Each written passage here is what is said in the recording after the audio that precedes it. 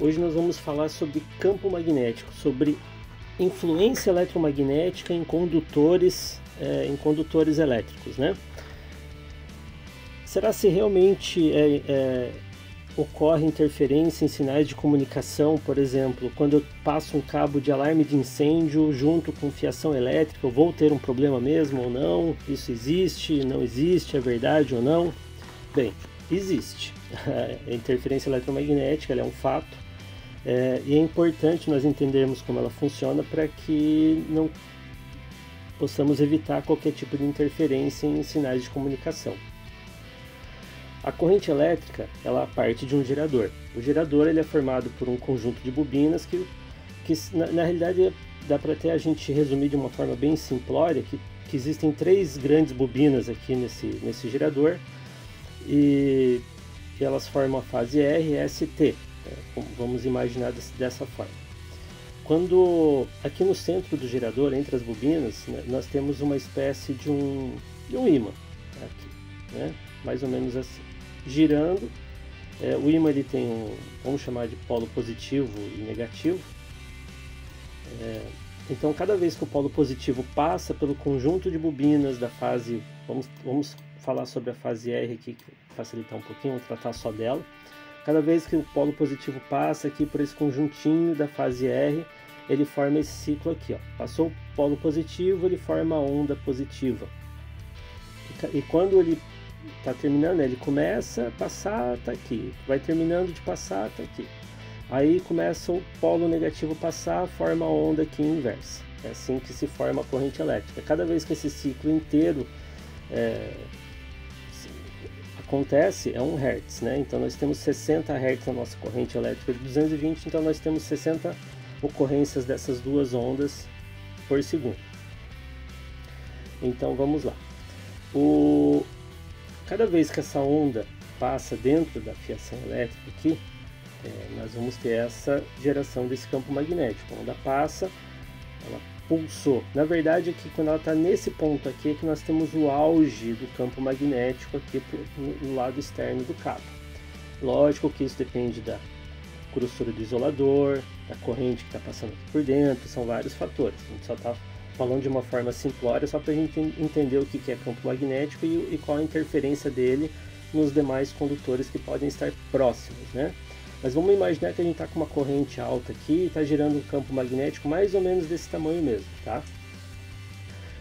Se eu tenho uma corrente, vou pegar esse desenho aqui, ó, se eu tenho uma corrente nesse sentido, um campo magnético X, ó, imagine que isso aqui é o sentido do campo magnético, está vindo para cá, está passando para cá, e esse campo magnético está passando pelo outro condutor. Isso aqui é um outro condutor elétrico, tá?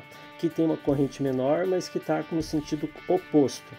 A influência desse campo magnético que está empurrando para lá,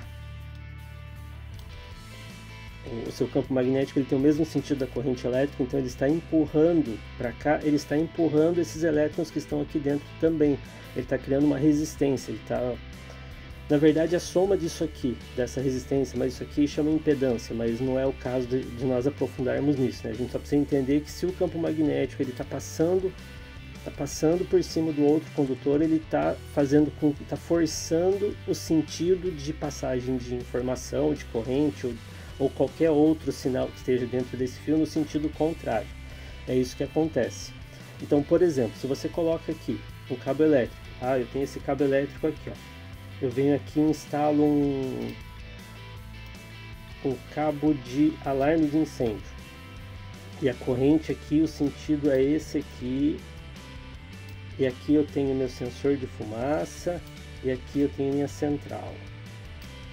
Então eu preciso mandar sinal da central lá para o dispositivo para que ele funcione. E preciso mandar a informação do dispositivo para a central para informar que ele está funcionando. E está tendo a corrente está nesse sentido aqui. Vai fazer com que a informação desse cabo tenha uma resistência no retorno aqui à central e automaticamente eu vou ter falha de comunicação com esse dispositivo. Então, às vezes vários erros que acontecem da instalação é isso, é simples.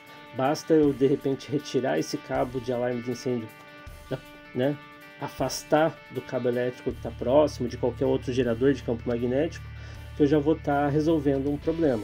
A mesma coisa acontece com cabo de câmera, com cabo de comunicação. Às vezes você pode estar numa indústria e um equipamento depende da informação de um sensor em algum lugar para abrir ou fechar uma válvula em outro ou coisa parecida, e de vez em quando falha, de vez em quando não funciona.